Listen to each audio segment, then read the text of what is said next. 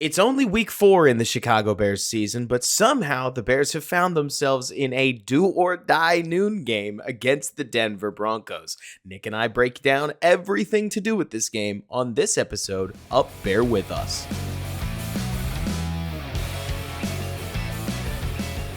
What's going on, everybody, and welcome back to Bear With Us. I'm Robert Schmitz, the editor-in-chief of the Bears blog, here with Nick Whalen, as always, with Football Guys. And man, Nick, what a game the Bears have on their hands right here. We told ourselves coming into Green Bay that was, let's call it an even teams game. And then we went to Tampa Bay. We said this one's winnable. And then Denver said, nah, I'll meet you down at your level. And we've got as even a game as the Bears make it on their schedule. And I mean, Nick, all the marbles. I'm not even playing games. It's easy to hyperbolize this stuff. You know what I'm saying? But this is Sean Payton back against the wall with Russell Wilson and the entire identity of this team on the line, with Matt Eberflus staving off a media nightmare. DC has already left the team, bottom falling out of the locker room. One of these teams leaves with their dignity. The other loses the season. Am I crazy for playing it up to that level? No, this is it. Like, this is the season. Like, you want a get right game for either team. This is the get right game. Like in high school football, this is when you're midway through the season and nobody's won a game, but you're like, man, we're both pretty crappy. And it's like one of us has to win. And then it's like we might win a couple more games and like squeak into the playoffs. Like, this is that game for both teams, because I know we know the Bears drama, and nationally some people know it, but Denver's got their own stuff, right? They bring in this high, They're in a mess. very prolific coach, and he said that's the worst coach team in the history of sports, and then he just let up 70 points last week. Like, you can't be clapping back at coaches and then all of a sudden you just literally are holding dog poop in your hand after a game. Like, that was a bad performance. Oh, it was a terrible performance, and even more so, I know I was catching up on, for some reason, I decided that I was going to watch some Denver Broncos fan videos in part of my prep, because I was like, well, what did they think was going to happen? Absolutely nobody saw the defense regressing like this, which is one part, it is surprising. Two parts, it is a little hilarious, but I'm one to talk. We thought the Bears were going to be good this year, and here we are. But Yep. I can't help but think that, narratively speaking, or not just narratively, like, let's get to the football end of this. I mean, look at the Arizona Cardinals, and I'm sure you see the same thing I'm right about to talk about, Nick. Belief is a powerful thing. Oh, And yeah. if you just get that one win, nobody in the locker room, if I had to guess, Nick, I'm asking you from your coaching experience, nobody's going to ask whether or not it was or wasn't because you picked up 2 fumbles and picked off a tipped pass. Like, there's an element, right, of it doesn't really matter how.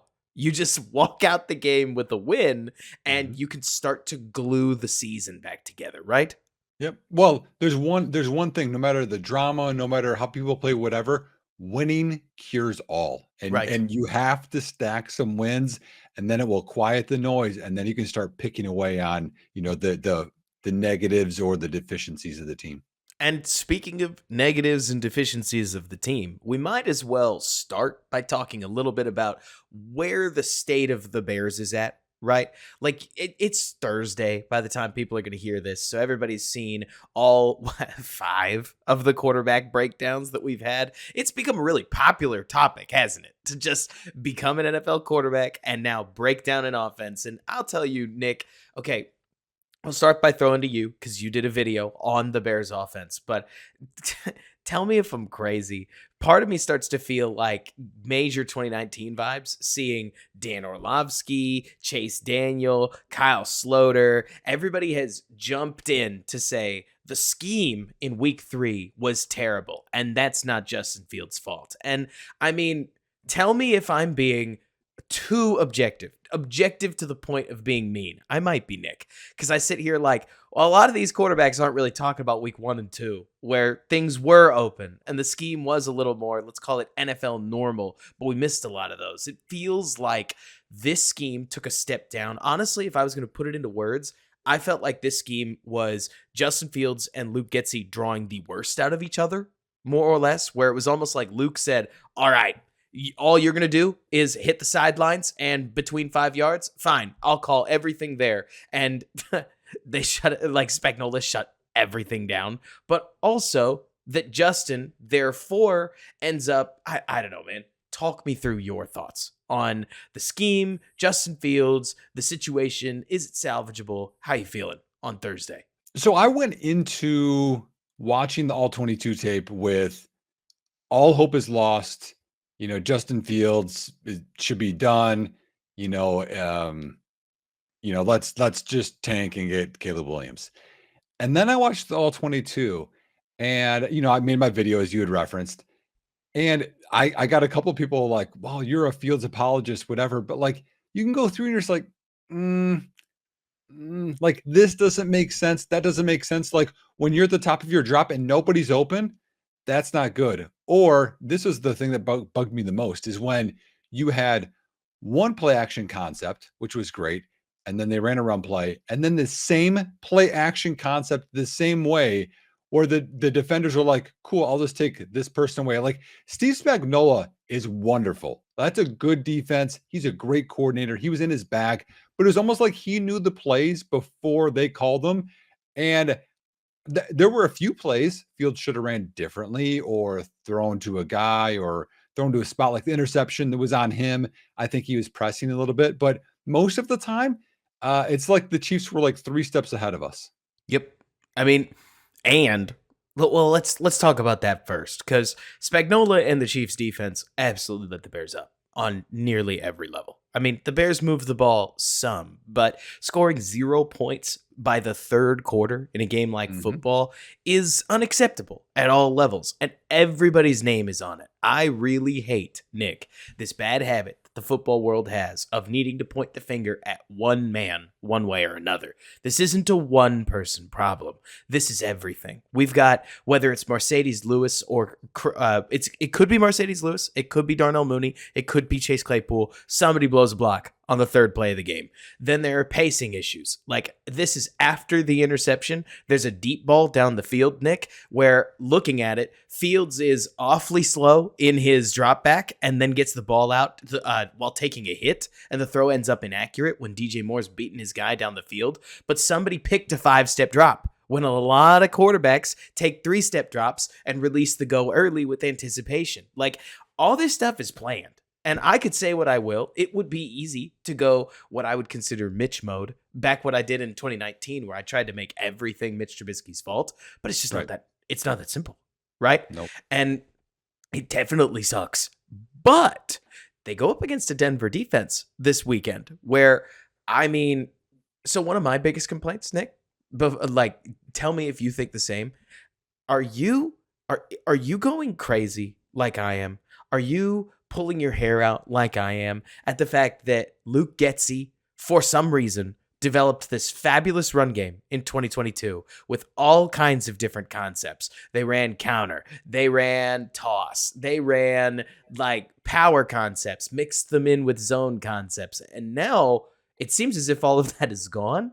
For no explicit reason, we have changed nearly no offensive linemen. Like 4 out of the 5 current starters, that includes Larry Borum, they were all on the team when we were doing all this last year, but now all we're going to do is inside zone, read option, and duo. What on earth is happening here? Like, it feels like Chicago had no offseason, and so they haven't had a lot of time to prepare. So they have the most basic vanilla game plan that they can have. Like even last year, they had a lot of that toss crack stuff in, tons. which was fantastic. And one of the things that, and I tweeted this out actually before the show, one of the things that is tough is I watched Denver and Miami to at least half of the game to preview for this show. I watched Miami's offense. And I watch the Bears offense every week, and it is literally like watching a D1 college team and then a JV high school offense. Like it is worlds apart with the motion, with how they vary things, with how they create space. And it's just like, how how can Chicago be that bad? Like, that's why execution's bad. That's why the offensive line isn't doing well in terms of blocking because they only run 3 different things. Of course, the defense is ready for it. Right. And I mean, what they are running isn't getting executed well. Partially Nope. because they won't seem to check out of anything. And I don't know whose fault that is because Right. it sure seems like Justin Fields has the authority to check out of things because he checks now and again within a game plan. But at the same time, when asked about something at one point, I think it was week 1, Justin Fields responded with a question about whether he has the authority to change the line of scrimmage with, I just run the play that's called. And so there's an element of you tell me, Nick, right? Where Yeah. Spagnola would crowd the box and we would run into it anyways, often down a man. And then they would offer the opportunity to get into these top toss runs. The Bears wouldn't take them. And if there's any saving grace for Chicago, I don't know how you watch that game, that Miami Denver game, and you don't put toss crack back into your offense. I'm Oh my serious. Like, gosh. no, I really mean this, Nick. Like Yeah. there's no way that a standard NFL coach won't watch that film and put toss crack in their offense, even if they can. They had to install it this week. That Yep. would be. I mean, you talked about JV versus D1. This is a JV coach's idea of we should run that. That worked really well. So I would be astounded if they don't try. And that Mhm. seems like it would be a net positive for the Chicago run game, you know? Mhm. Well, and we had talked about this too. I mean, and I believe in the preseason because it's such an advantage to have linemen out on the outside in space Yes. because you can't cut them down now. Defenders can't just cut them, and so that's the advantage. Like you pin, it's kind of like pin and pull. You pin that outside defender, and then you go outside. We saw a little bit of it last week when they're down by a bajillion points. Then they start running Justin Fields on outside, counter runs.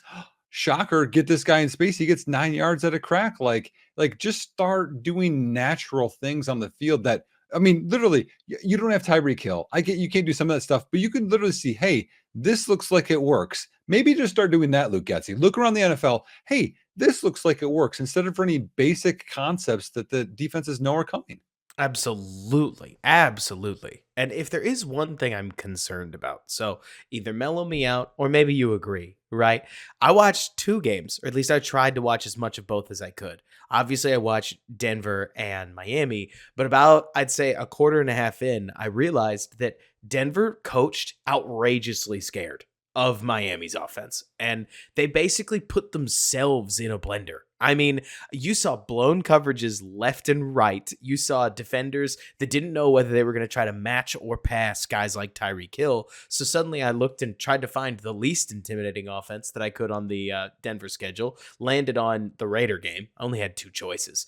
And they were much more aggressive there. For better and for worse at times. I mean, number 27, Damari Mathis, the second corner on the field that's not Patrick Surtain, he struggles. I Yeah. mean, no matter Yeah. what tape you turn on, that guy's just in the spin cycle. But you saw a lot more blitzing. You saw elements of like it was as if the Denver off or defense was somewhat inspired by the tight front and in the way that they're aligning their linebackers, which is just to say that they play 3 down linemen and then they'll have 2 outside linebackers on top of that. So that's where it's inspired by. And then those 3 down linemen are backed up by a couple linebackers 5-6 yards off. And they defended the run relatively well. It's the passing game where they got in real trouble as Jimmy Garoppolo, and it was actually Jacoby Myers, really diced them up. And that has me just sitting here thinking, Nick, that on one hand, this could be a serious get right game for Justin Fields. On the other, if the ball doesn't get in the air, I mean, the offense may stall anyways.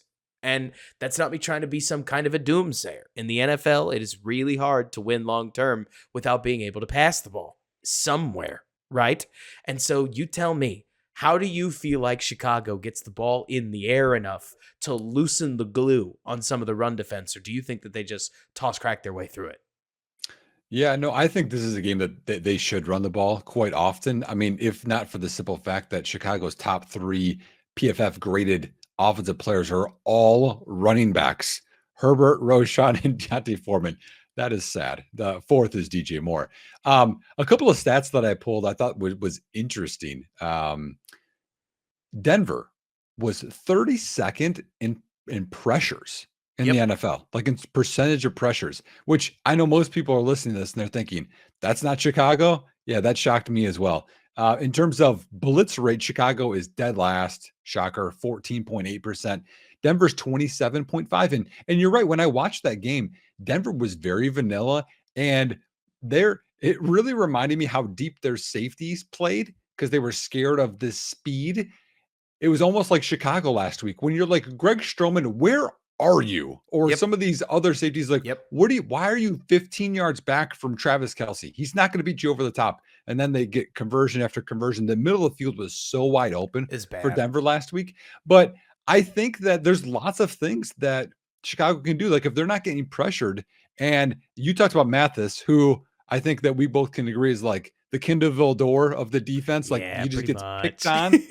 on, but everyone gets picked on besides Patrick Surtain. And then Yes. the other one would be Justin Simmons, who I'll just mention this quick. He is limited practice today with a hip. He didn't play last week. Okay. So if they're without him too, I mean, really, it could just be anything you want is open. Right. I mean, that's the hope. That's the hope. The problem is that the Bears have been, I would call it elementary. Elementary is not fair. I think the Bears have actually been relatively obvious with how they're running their passing attack, which is not helpful. And Steve Spagnuolo is going to expose that stuff in an instant. Todd Bowles is going to expose that stuff in an instant. And right now, Vance Joseph's defense does not look like it's at that tier. So you may see a slightly more wide open game. And then it's going to be up to Justin Fields on whether we're going to throw the ball this time, because we've seen open receivers before. I mean, in my opinion, I hate saying this, Nick, because truly what I'm about to say, I'm not going to pretend it's a compliment, right? This might be the most harsh thing I've said on this podcast. Justin Fields' best games tend to come when the receivers are covered anyways, because if they were open, we have issues with throwing the ball. And so it'll be interesting to see what happens, because I can't help but think, as we half segue, so don't feel like you have to segue, you got it. You're going to have to outscore a Denver offense that does not suck. And that may be as few as 21 points, but I don't think it's going to be. Like, No, it it's more than feels that. to me like this Denver offense could very easily hang 28 points on this Bears defense, depending on what level of effort the Bears bring. And if Jalen Johnson and Eddie Jackson don't play, you are in a jam. But it's just going to be the same story. I hate telling this story, Nick, because it's right now it's giving me hives, like almost literal hives on my arm, where it's like, well, it's another week where the team's going to win if Justin Fields plays like a leader, meaning if they lose, everybody's going to be double sad. You know what I'm talking about? Yeah. Well, here, let me throw some more, I guess, Please. just stats at you. I gathered a lot just because I know people are going to think it's all the Denver game or the Miami game, but it's not. So just points allowed. Denver's 40.7 points allowed per game. Chicago's 35.2. So I think it's going to be some high scoring things. Red zone percentage that touchdowns are allowed. Denver's second, 84.6 of the time they end up in a touchdown. Chicago is 75%, and they're This is fourth, which offense is or defense?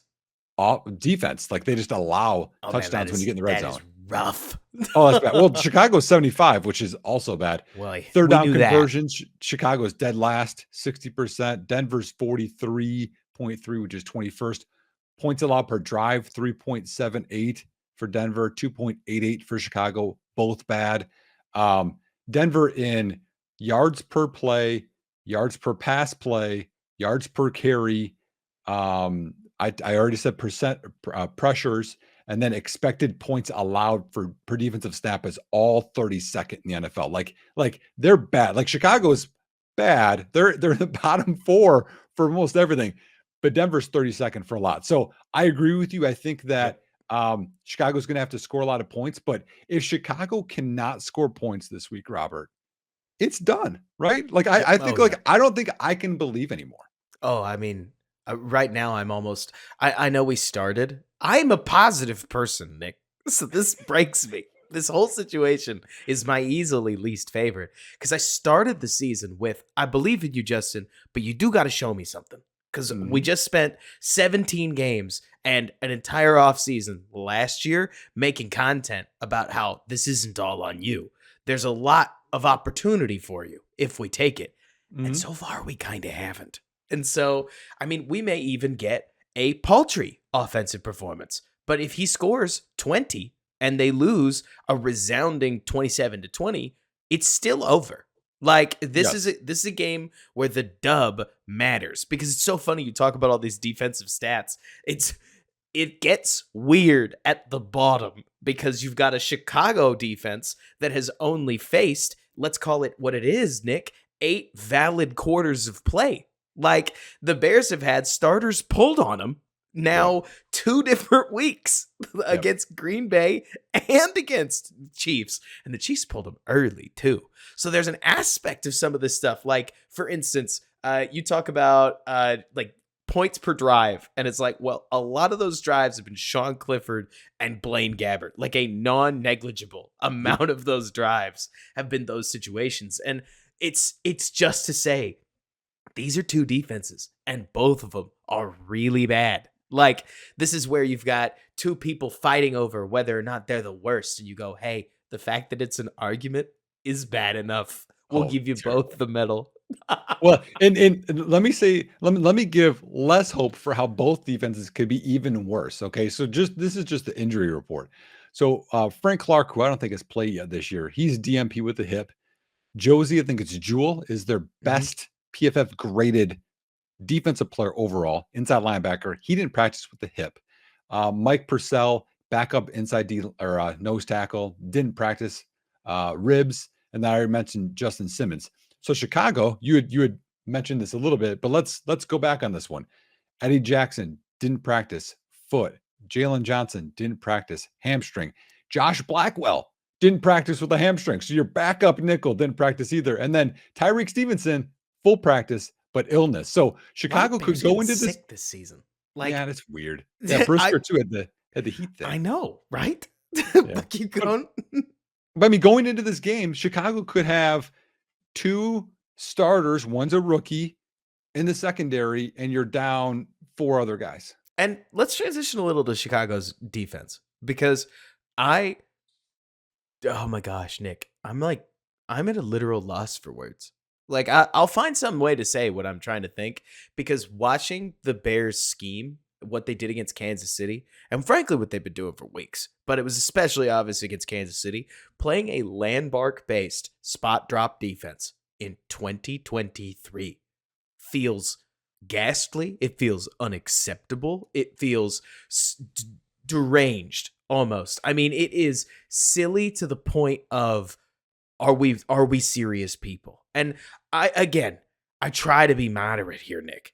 I really do because I feel like I've come across like a flaming hot Cheeto over the last couple weeks. But you'll watch a defense like what Joseph is calling, and it's clear what they're trying to do. They're just not executing it with any precision, right? Like it's a Fangio vibe. Let's shift between what, two high and one high. Let's go penny front sometimes, get some people up on the line of scrimmage. And then it turns out that Mike Purcell is not that great a run stuffer. And you end Right. up in a jam, right? Yep. The Yep. Bears, these guys, like, so I saw a statistic just the other day.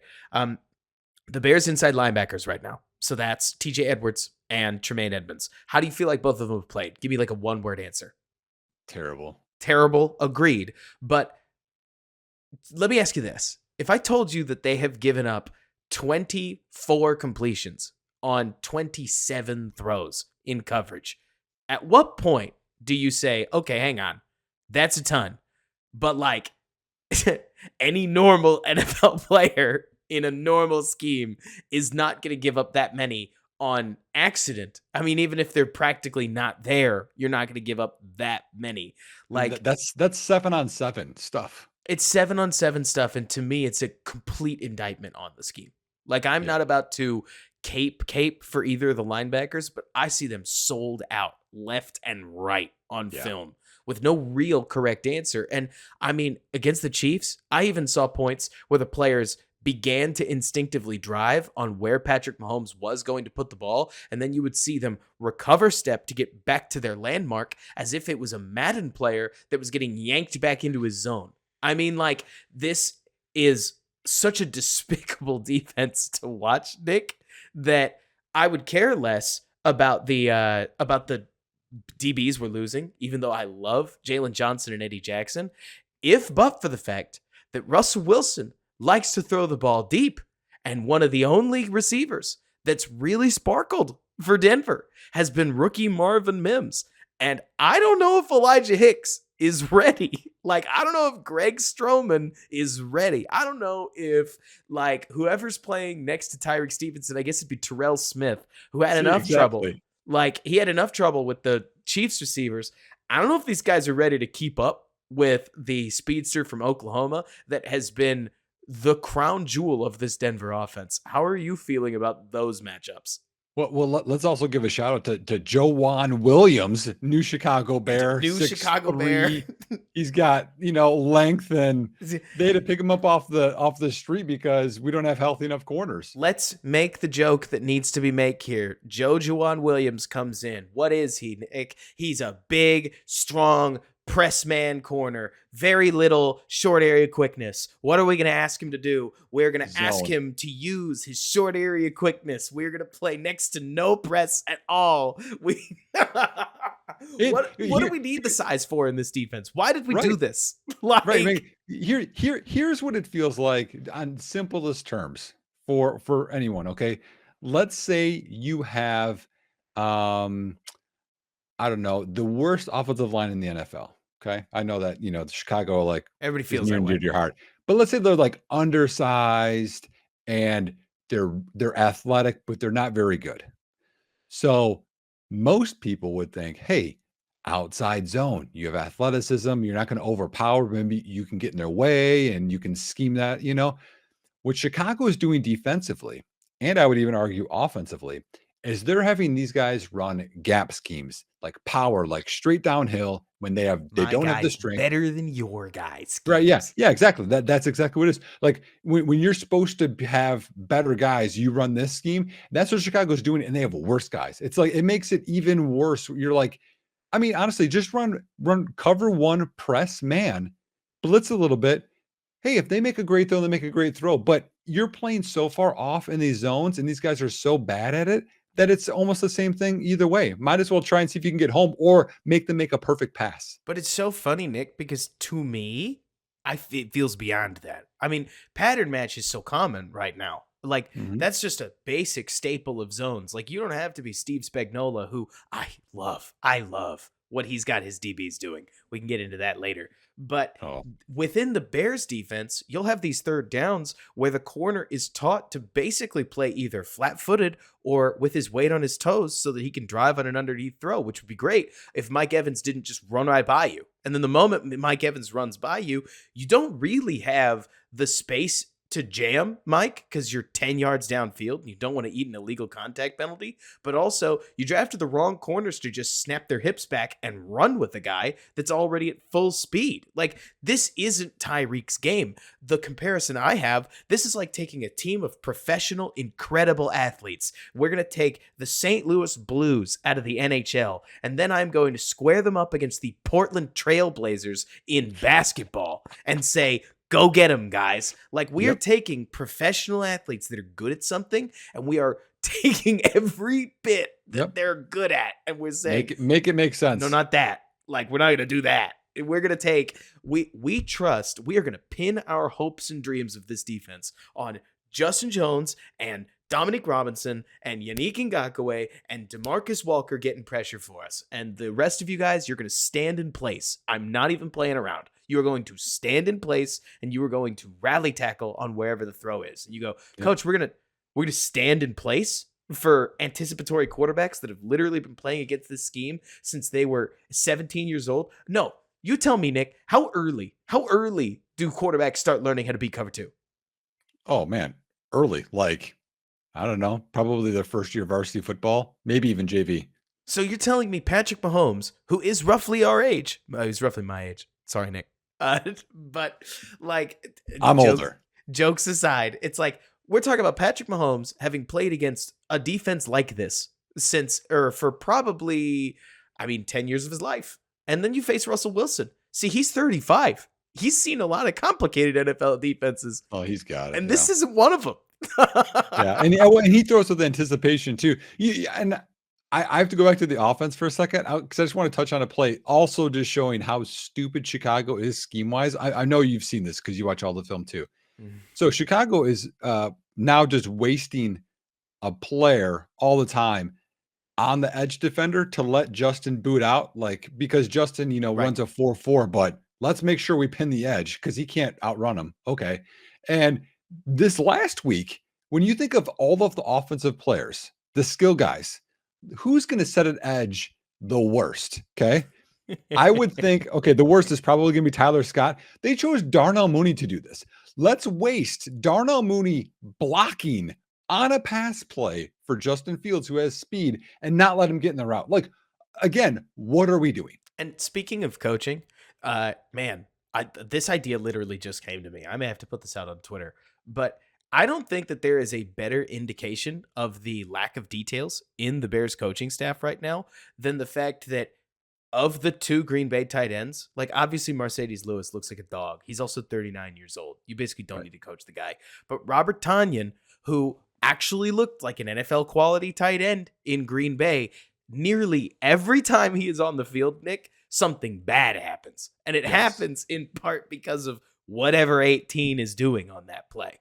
And it is ridiculous watching this Bears. I mean, honestly, somebody at one point, a friend of mine said, yeah, Taylor Swift needs to realize that an NFL team doesn't play an XFL team every week. That's just this week. And I would check him on it if I thought that wasn't nearly serious. I mean, we're talking schematically, like the Bears are taking an actual decent organization and they're making it look like a no talent rebuild team. And the real indictment is that some games that were happening at the literal same time, specifically, I'm talking about the Cardinals game. Like, if I went 1-for-1 across the Bears and the Cardinals roster, I think you're taking the Bear an awful lot. But that Cardinals team is flying around and frustrating a very good Dallas Cowboys team, while the Bears can't even stay competitive in some cases with a good football team. And I worry because, Nick, I've seen this trend. I bet you've seen it too. It took Jordan Love until about, I'd say, the late second quarter before he realized, oh, wow, they really aren't going to pressure me. I'm shocked. And started hitting trick shots like he was wearing a red jersey. Baker Mayfield, it took him a quarter and a half. So he sped up a little bit. Patrick Mahomes, it took him 2 drives. And I can't help but wonder, how quickly is Russell Wilson going to go, oh man, this rules, and just start hitting batting practice? You know what I'm saying? Yeah. No, and actually I look at some of these advanced stats. So I know, like, people, again, the most popular thing is to dog on Justin Fields. And so I looked at PFF. They have this pressures and how much it is the fault of offensive line, running backs, quarterbacks, etc. Justin Fields is 7th in the NFL in quarterback pressures that are his fault, which I think that would shock probably everyone, because they would think Justin Fields is the worst at that, unless you saw Sam Howell against Buffalo last week. That was ugly, but he's 7th. Russell Wilson is actually worse. So he takes a lot of sacks. He gets a lot of pressures. So that's one little bit of hope. And I do have to address one thing about Robert Tonyan that is the only positive, I think, on the year. And that's, if people do watch JT O'Sullivan's stuff, he references him every time as Kyle Orton. And I love it. It's hilarious every time. Hilarious. So, I mean, you have to find some kind of humor in this season. That's for sure. Easily. And I mean, you're absolutely right, because Russ is like the king of creating problems for himself. Like, we love Russ Wilson. Russ Wilson's great. Don't know if he's going to be like a full-on Hall of Famer, but he's had a phenomenal career in both Seattle and, well, he's had a phenomenal career in Seattle. Like, Denver remains to be seen. But so within that, though, he's always done this and created pressure for himself, which would be great if I trusted Chicago's defensive line to get home nearly ever. Because tell me if I'm seeing this right, Nick. It feels as if for quarterbacks, 2 pressures is what really creates a sack. Like when one guy comes at you, the quarterback, especially mobile quarterbacks like Russ Wilson and Justin Fields, will obviously move. Patrick Mhm. Mahomes isn't going to get sacked by one guy unless he's a free rusher. So then the quarterback moves, and if you can get a second guy on him, you'll seal the deal. Yep. I bet you the Bears will have moments where whether it's Demarcus Robin or Demarcus Walker, whether it's hopefully Zach Pickens will win a pass rush win rep, or will win a pass rush rep one of these days. Him or Gervon Dexter. It's not to dunk on the kids. It's more like two really raw prospects. There's a lot being asked of them Mhm. because Justin Jones, the starting three tech, has been Terrible. non-existent. Yep. Like maybe a net negative because that's a position that really matters if you're going to leave it on the field. And so maybe one of these guys will get through to Russ eventually because Russ will run that clock up, right? Like that pocket clock, he's going to run that thing up to 3 seconds. He's going to run Mhm. that thing up to 4 seconds. And then Yep. he's going to start scrambling. But I do worry that if you just flat don't bother Russ Wilson, this is the wrong defense. Like a lot of pattern match defenses for everybody listening, if you've made it this far, a lot of pattern match defenses, it's like zone that becomes man. That's the Yep. gist of it. And Yep. so After 10 yards. so holding on to the ball for 5 seconds may not be implicitly helpful because it's a bunch of man-on-man routes downfield. And if the Bears guy outplays the Denver receiver because the Denver receivers are struggling en masse, then there you go, no problem.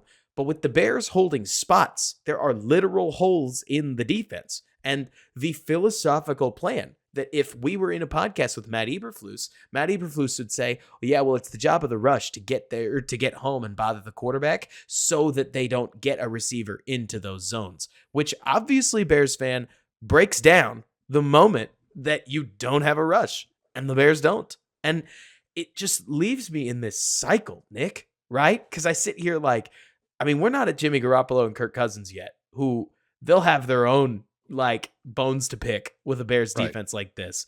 But Russ Wilson, who can throw with anticipation, who has seen this defense plenty, and even worse, Russ can be a little hazy over the middle of the field, which would be awesome if the sideline corner route wasn't the vulnerable part of a cover two defense.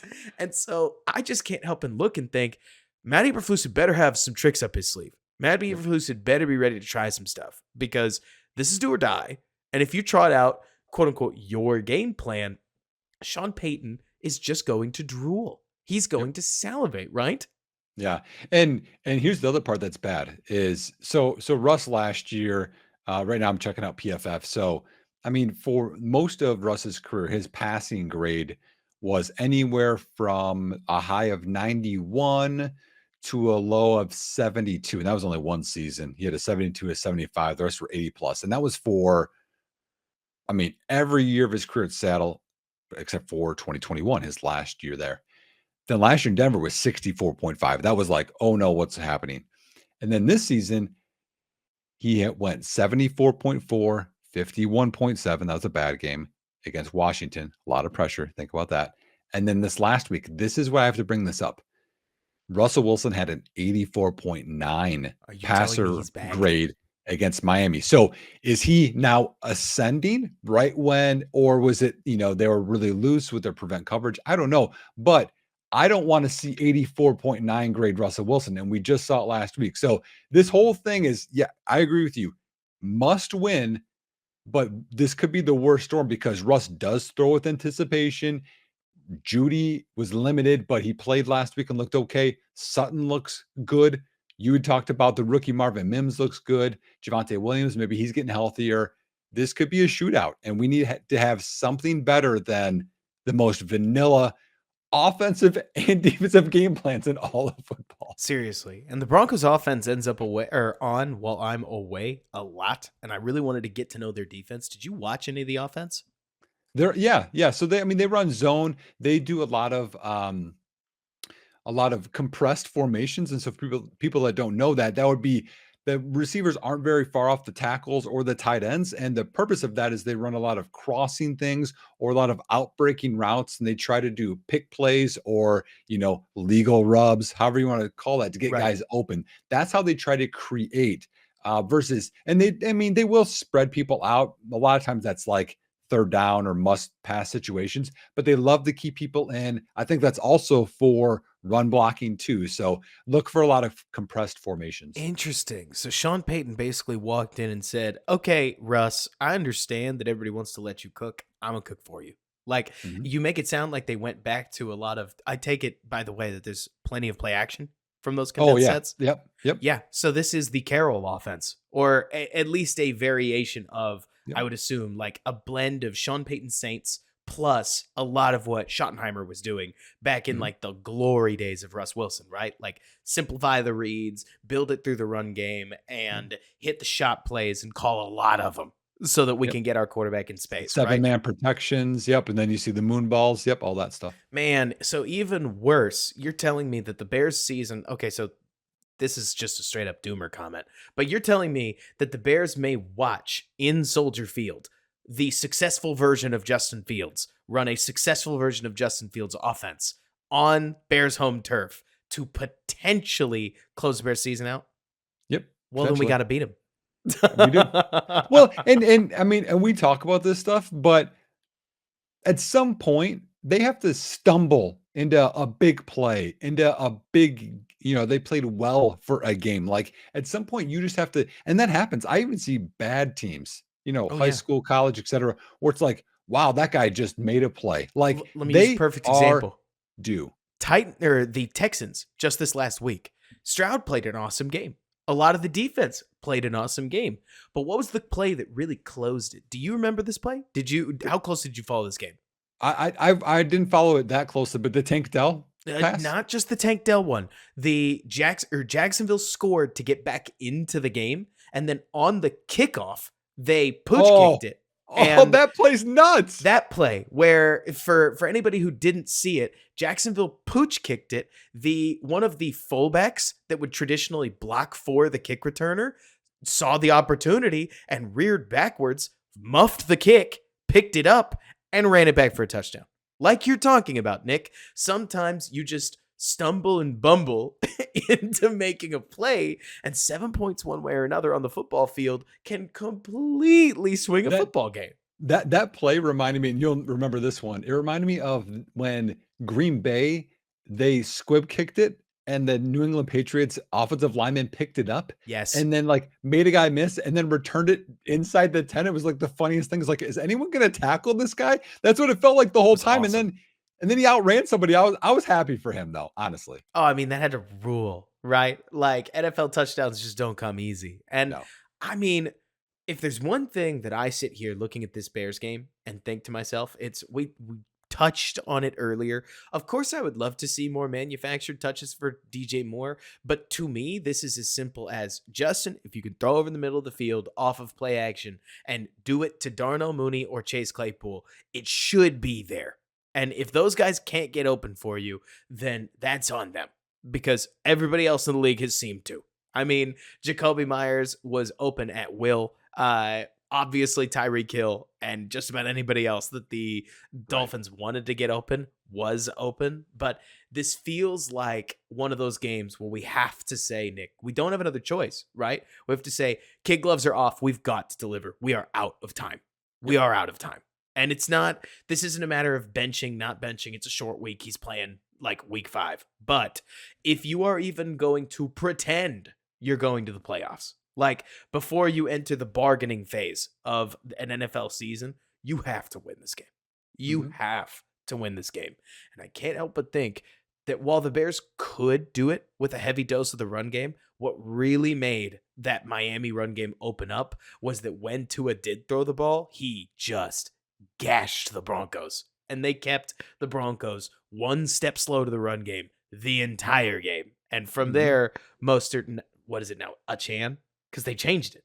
Like, Yeah, yeah. I thought it was A chain, and that's not right. I think it's a Chan. Yeah. I think it's like it might be Achan or something. But either way, those guys were able to exploit a lot of gashes in that Broncos off or defense, largely because Tua was able to hit some major chunks through the air early that kept them in those deeper coverage packages. You know what I'm saying?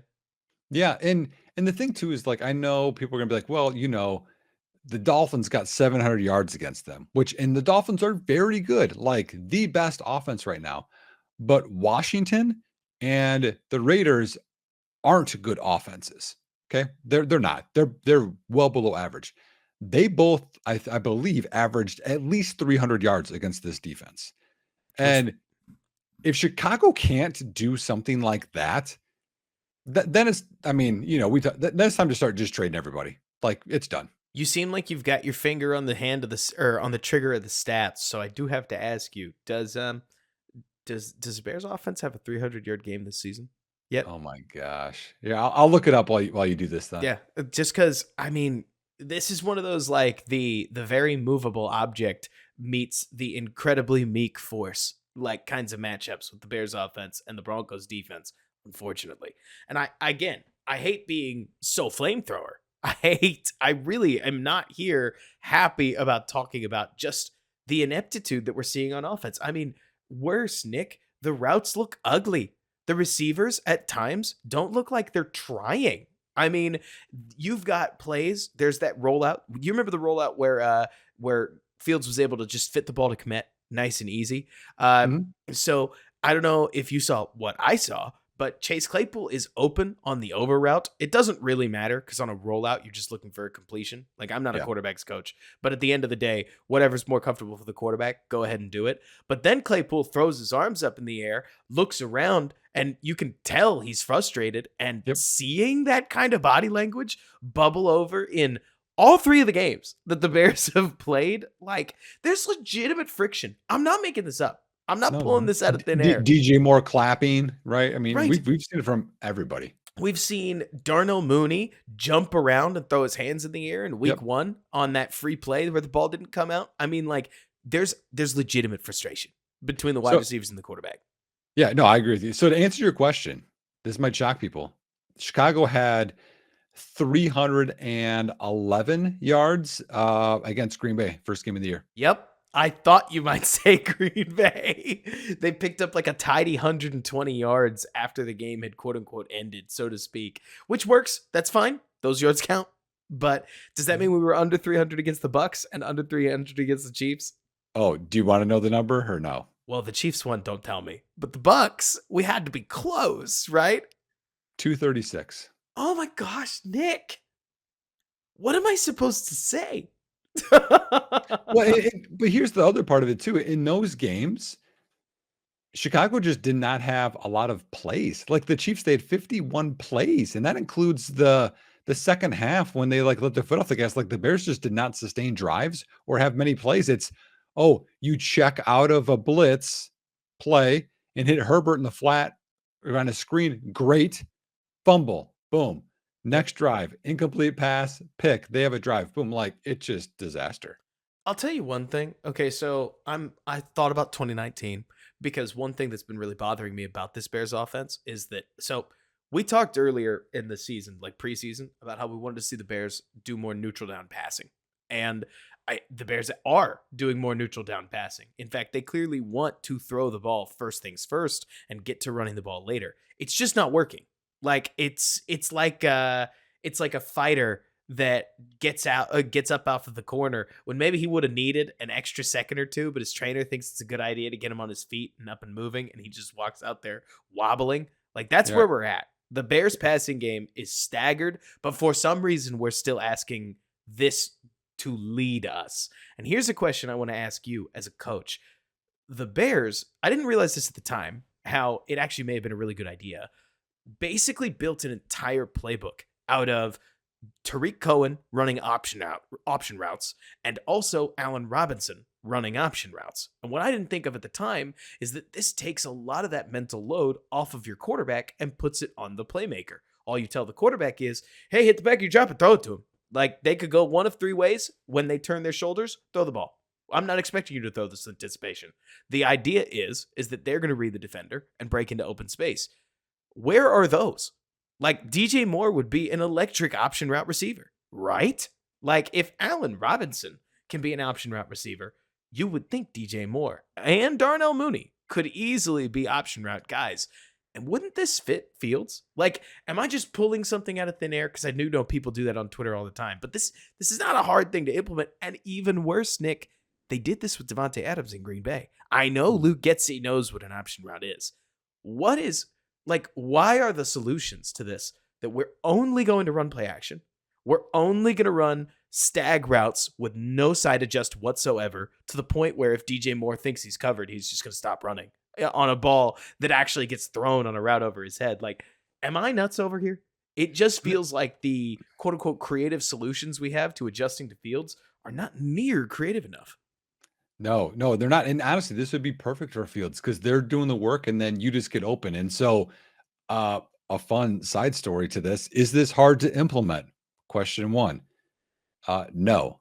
I did this in 2018 as an offensive coordinator at a high school that ran double wing. If you guys don't know what that is, that's all running basically. And then the next year, I ran. So I was an OC. I was OC the next year, and I ran a spread option, and so a lot of speed option, read option stuff. But I had a play in called choice. I don't care if people know what the name is; doesn't matter now. And literally, my slot receivers, I'd be like, "Hey, run 5 yards and run to grass. You can sit, you can run in, you can run out. If you want to keep going, you keep going." And the quarterback, literally, it's 1, 2, 3. He's going there, and then you throw it to him. It was one of our best plays because it's always open. And I had someone on Twitter ask me this after my video. They said, "Hey, so after they ran the play action play a second time in a row, the safety doesn't backpedal or turn his hips when Moore is really close to him on his vertical stem and his route and runs the dig route for him. If Moore just dips inside and keeps going, it is gone. It's a touchdown. Like it's It's a not even free a debate. score. And so it's like, is that built in? And that'd be a site adjust like you're talking about.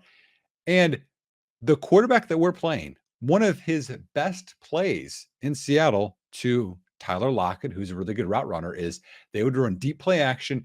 Lockett would run a crosser and he would get like middle of the field and he would decide what he wants to do at 15 yards. He might keep going, he might revert back, he might sit down. He had option routes that deep down the field. And so that's what Russ is used to. And it was super successful because it's always open. That's the whole point of the air raid, by the way, is you run to grass. So I don't know why this isn't a thing because it is amazing in every offense. And it's so one of the really awful parts I feel like about this is, so there are offensive systems where you could make what Justin Fields is doing work better. In what we are given, tell me if I'm crazy, Nick. Unfortunately, we are getting really strong eval tape about what Fields can and can't do. Like, we are seeing the inflexibility of his toolkit, for better or for worse, on display, because there are some of these things that we would hope that we'd be able to fit into. Like that, the play, you called it wrap. I heard Chase Daniel call it hammer, the interception that we threw, where Yep. everybody agrees you got to hit Cole Kmet. The route wasn't as high as I think you and I thought it was originally. Mhm. It's more that the DB just doesn't close on it. And so you've got to hit that and drive it to Cole Kmet. Sure, easy to say. But moreover, we're seeing, I think, a tendency that Fields predetermines a lot. And that would be okay in other offenses, but we keep unintentionally exposing the kid because we're going to make him make reads when he is in a habit of predetermining things. But it's still broken. Well, Like, it's the whole everybody's name's on it, you know? yeah. Well, and here's another thing to think about too, is like when your quarterback's struggling and to get them to think less, and this might seem a little weird, is that's when you run no huddle, hurry up. Hey, Yes. cool. This is it. Boom, go, go, go. And you look at that Tampa Bay game when they needed to go hurry up and they did it, they went right down the field, big play, touchdown to Chase Claypool. Hurry up. So like, why don't you do something like that? Just mixed up in the middle of the game. We know Fields likes that. Oh, hey, they're subbing. Let's go quick and try and get a free play. He does that pretty well too. So why not build in some of the things again that he does well in the game plan? Like it just make it make sense. So yeah, I think right now he struggles a lot with confidence. He struggles with trust with the O line, trust with the receivers, trust with Luke Getsy. Because again, we're reverting back to what happened in the beginning of the year last year, and now what happened at the end of the year. And so you just hope that some of the concepts and the layers, but what you can do is you can go hurry up. You talked about option routes, but you also can run the ball a lot more. Run the And ball himself, run the ball with the running backs. that has to be the plan. I mean, that has to be the plan. And for me, what I know I'm worried about with, I guess, an uppercase W, like I want to say I'm not that worried, but I'm pretty worried, is the Bears have this really bad habit right now of being super untrustworthy. And while I would trust the 2022 team to just roll the ball down the field. The 2022 offense developed such a healthy running game that they could even get quite a few play action passing shots pretty doggone open Yep. because their running game was something you had to commit to stopping. And the Bears have shown, honestly, Nick, so little patience running the ball. I'm amazed they haven't gone to a drive where they just pulled out the 2022 playbook, dusted it off, and said, we're going to run 3 straight running plays. That is what we're going to do. Based on what I know, coaches do this where they look at their offensive line and they're like, you get 3 running plays, and if we don't get a first down, this is on you guys. And then they look at Roshan Johnson or Khalil Herbert. They go, it's on you too. You're going to get this first down. And they're more efficient runners this year than Montgomery. We talked about this. Montgomery wasn't as good. So you have more efficient runners to do it with. So why not? And one positive, let's try and go positive here. One positive is Nate Davis is not on the injury report. And Goodness. Ja'Tyre Carter and Lucas Patrick and Cody Whitehair, I don't understand why. All 3 of them are not run blocking grade well. And maybe it's because of the variance or scheme, or maybe they're not good, but Nate Davis is better at that. So he should return at right guard, which is great. And fingers crossed, Tevin Jenkins could be back the next week, and then the interior could be back to normal at least. Right. If there's one thing that doesn't help anybody's PFF grades, this is totally just my opinion. By the way, I don't know. It's not like I know this off of a PFF grader. But what I've heard when I've talked with PFF staffers about how they do their system is that they grade the plays that they're given. And one thing that's really hurting a lot of Bears players' PFF grades, and they deserve it, is that the Bears' play calls have been so disadvantageous to the offensive players that are running them that if Ja'Tyre Carter has to make an impossible Superman block in the run game, and lo and behold, he is not Superman and does not do it, he's going to get a minus on that play because he still did not fulfill his assignment. If a receiver is out leveraged by his DB, but he still gets locked up, well, too bad. You're going to get a minus because you weren't open on a target. You get the idea. So there's a piece of this where I look at the Bears run blockers and I'm like, well, they basically keep running into stacked boxes. It's like running into a wall of knives, and no surprise, it's not working out. But also, Cody Whitehair is not playing well. Lucas Patrick is not playing well. I would love to sit here and stump for Ja'Tyre Carter. We're not playing so well that I get to stump for you. In this latest game, I don't know what you thought. I thought he held water, which is a nice thing to say, but you're not trying to figure out how to get Ja'Tyre Carter back in the lineup when Nate Davis comes off the injury report. And that he had a couple of glaringly bad plays. Like glaringly bad plays. Walked back and ruined multiple plays. Right. And it's such a weird game because Nick, Tevin Jenkins comes back. And I don't know if Tevin Jenkins is the hero that the Bears need, but if Tevin Jenkins gets pulled off the injury report in time for the Thursday night game for a 1-3 Bears team, you come out of Thursday night 2-3, go into a Minnesota team that is vulnerable at the very least. Who's to say the season can't turn around? But Robert, you're getting me pumped now. No, I'm saying weirder has happened because I'm pretty down on this game. But I'm saying the door is open until it's closed. Well, and here's the other part of this too, is that Green Bay is a solid team, probably better than we expected. Kansas City is obviously awesome. They're obviously awesome. Tampa Bay is playing pretty well too. It could also be we faced 3 pretty good defenses and pretty good teams. And I know it looks like crap, but maybe those are just good teams too. And maybe the Bears aren't as bad as we envisioned. They've just run into, some solid teams so far. I'm so down on the defensive ideas. Truly. Right.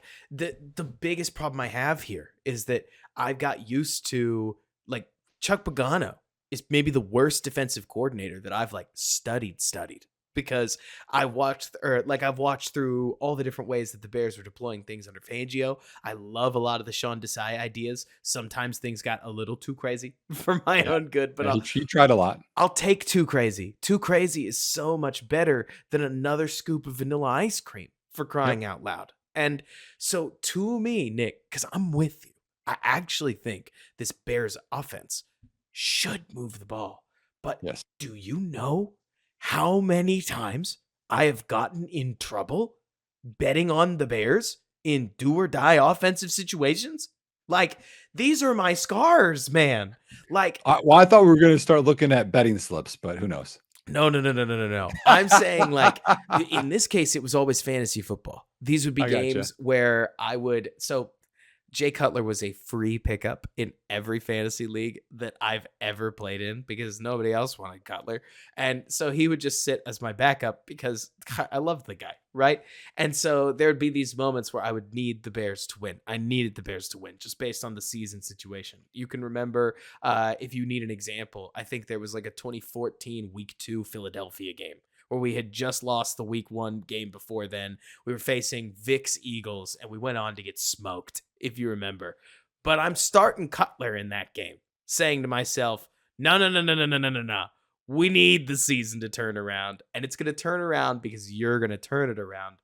And this is just, I did this with Mitch in the week 2 Denver game in 2019 when we scored 14 points total, like, or maybe it was like 15, 13. I can't remember. But the point is, Nick, the Bears offense has to come to play.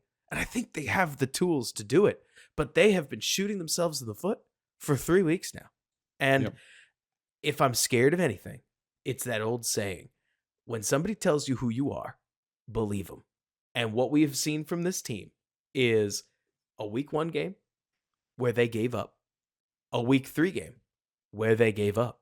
Mhm. And now they face Russell Wilson, who is would you say it's fair to call him the second best quarterback that they've faced on the schedule? Depends on what version of Russ there is. That's why I'm asking. Do Yeah, I you mean, I think would say historically, yes. But I would say if you go last year and this year's film, I think he's probably not. He might be last. I mean, because LaFleur has dialed up some great stuff he really for has? Jordan Love. I'm not saying Jordan Love is it yet, but he's dialed up some great stuff. And Baker was dealing the Baker early was part of the dealing. year. So honestly, he might be last. He might be. And the Bears could really use it if that's the case, because Yeah. it's so weird. The Bears already got away with the game. Like, that's the other thing, Nick. The Buccaneers game, it is hard to score, what was it, like 430 yards of offense and end up with 20 points? Like on off, or 437. as far as your offensive output, 37 what? 437 is what they allowed. That's a lot of yardage, man.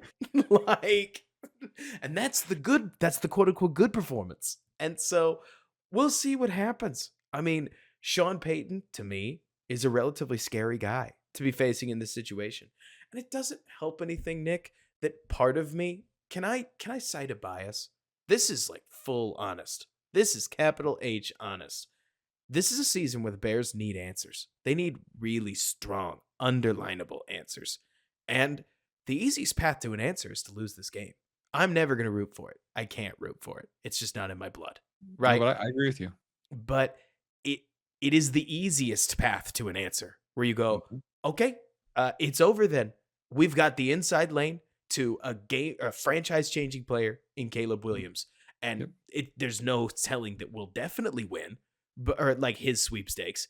But if we lost to the Broncos, I mean, it I mean, could. I mean, if Chicago loses to the Broncos, it's tough seeing them winning until they play the Raiders. And even then, that's Jimmy Garoppolo and Devontae Adams. Yep. Like, that's the wrong kind of quarterback matchup. And so I'm not trying to build some weird case for 0-17, because I also think, Nick, that eventually the Bears get things together. But we're not that far removed from Alan Williams resigning from the team. It Nope. would be pretty normal for there to be a couple weeks fallout, but there's not really time for that. So if Nope.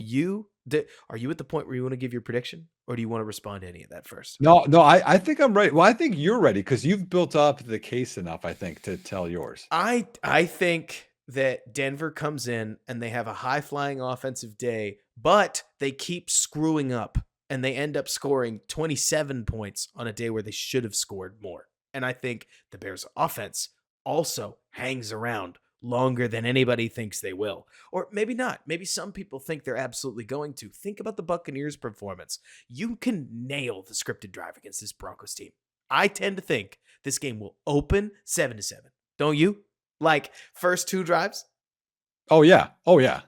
And so 7-7, everybody's going to do what they do. They're going to put their Justin Fields jersey right back on. They're going to say, F yeah, let's go. F it, Yep. Fields is here. And it wouldn't surprise me if the Bears offense is just going to, it's going to move and then it's going to stop moving. And then they're going to punt. And then the Broncos are going to move until somebody drops a pass. And you're going to see a sloppy game on both sides. I bet penalties are going to be instantaneous drive killers and they'll happen by both sides. But when the dust settles, I don't see Chicago on the right end of this one. And again, I can't tell if that's me just scarred, but I will eat all the crow on our post-game podcast, grinning ear to ear if the Bears avoid because the moment they win a game, the Lions' record is still intact. The moment the Bears win a game, like there's no, like the 0-16 Lions are still wholly sole possession of that record. But we'll see. What do you think? Well, no, so what's the score prediction? Oh, I have 27. I'm going 27 to, gosh, what would it be? Like 23. I think the Bears actually move the ball a lot. I think they have slightly more trouble getting it into the end zone.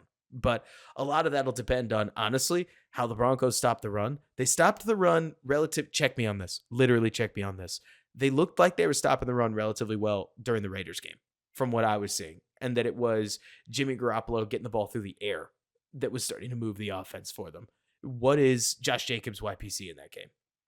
Well, right now I can tell you that yeah, they stopped him well. They only allowed 61 rushing yards that game, and then it was 122 rushing yards against Washington, Oh boy. and then 350 against Miami. 350 rushing. 350 rushing yards. Oh my What? goodness. I mean, that's like Walter Payton's record setting plus another 75. Man, now you're going to make me go back and watch the Commanders game, if only because, like, what happened? They Like, allowed 388 total yards to the Commanders. pivoting that hard from, and I mean, the Commanders seem like they can vaguely ball. They've only played 3 teams. One might be the most surprisingly decently coached team in ball. That's the Cardinals. One, Denver, who's kind of just a mess. And then they play, what do you think about this statement? I would argue the Bills, especially after what happened week 1 and since week 1, have looked like the best team in football. But it's obviously like a hair splitting margin. It's got to be Miami. Oh, yeah, what am I thinking? Duh. No. But they're up there for sure. I mean those 3. thank you KC, for instant checking me. I need that. Miami, and You're Buffalo. here. Yeah. Like, I mean, come on. I mean, that offense right now looks like it's going to set every record in there. So, okay, so my prediction. give it to me. This is going to be hard It's because not an easy one. this is everything. And to me, like this game, there's jobs online. Like if they get blown out and they look terrible, someone will get fired. And I don't want that to be the case. But I don't see Eberflus and Poles just sitting there and be like, well, we gotta focus more. Like that was the message this week. It's like you can't keep going back to the well for some of this stuff. Like I don't know how they handle pressers that way. I know they're probably coached by, whomever to handle them that way. Speaking of But pressers, did you hear the Eberflus presser today? I heard some of it, yeah. Oh my gosh. What Well, are and we doing? I can't blame Justin Fields in his presser either. Last week he tries to be honest with you guys, and then this week he's just, yep, nope, yep, I gotta do this better. And I mean, he's just 100%. he's Belichick, and like you can't fault it. People are like, man, he looks like he's deflated and depressed. Yeah, because you guys just outed him last week. What do you think he's gonna do? He's gonna Marshawn Lynch it. We already talked about this. We already talked All right. about it. So anyway, this is it. So to me, if this is it, we should see some stuff. We should see some different scheme stuff. And I think it's going to be a high scoring affair. I'm going to go 31-27, but I'm picking Denver. And the Bears don't even cover in that scenario. I I know 31-27. And that's the most scored points. That's the most offense we're gonna have. But our defense is terrible. I know we're at home, I know. but until I've seen any glimmer of hope from the defense is what I'm worried about the most. I can't pick us to win. I yeah, right. Like, especially because to me, actually, it's funny you mentioned that 31 points from Denver makes an awful lot of sense. Where you get two relatively long touchdown passes, you get two like drives that just end up in the end zone, and one that stalls in field goal range. This is not, there are a lot of defenses. I mean, you work in the fantasy world. I know you know this, where it's like you could pick out the defensive, the DST units, like for the Yep. kickers that are going to result in a whole bunch of field goals against. Where between the Mhm. 20s, they may not be it. But man, you get to the 20 and they just become this iron wall. Chicago hadn't done that. And Nope. neither is Denver, to be Nope. totally fair.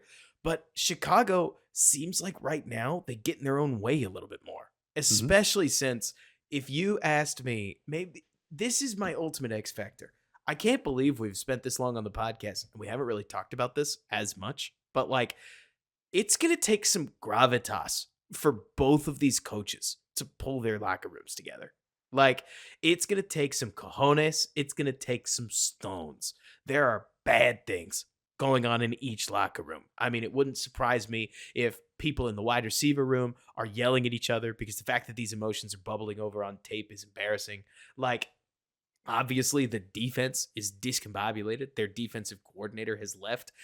And I got to tell you, man, I just trust Sean Payton a little bit more to Oh lock the yeah. guys in than Yeah. I do Matt Eberflus. And I mean, not everything comes down to coaching in the NFL, but when you watch the Texans take the Jags to task and win, when you watch the Cardinals take the Cowboys to task and win, Mhm.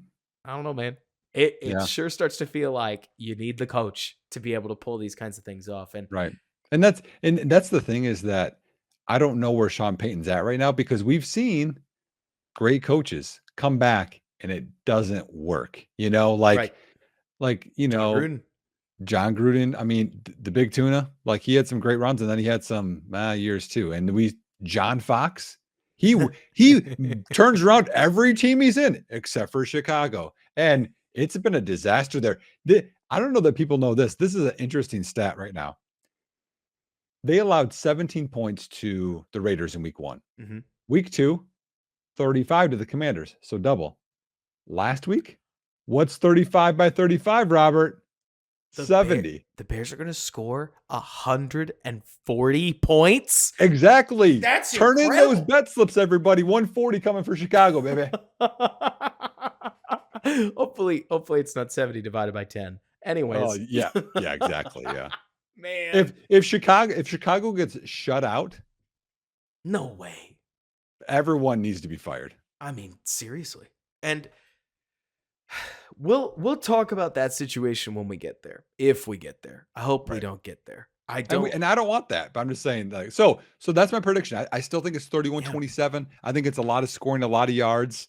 If you hear me sounding bummed, I'm actually I'm not disappointed in you. I'm disappointed that we both agree that it's probably a loss. Like that's pretty deflating. It's one thing to look at the schedule and be like, "Oh yeah, I mean, what are the Bears going to do to win that game?" But also, Nick, like to actually put the like to put our predictions down and say, "Oh, I don't think this is going to go well for Chicago." Like that's going to be it's not going to be a great day in the stadium. Well well, You part of it know? is like this is the worst case scenario for the Bears because like the offense hasn't come together what we wanted, and we're beat up. I mean, on the line, right, which is Right. the least amount of thing that we could have happen.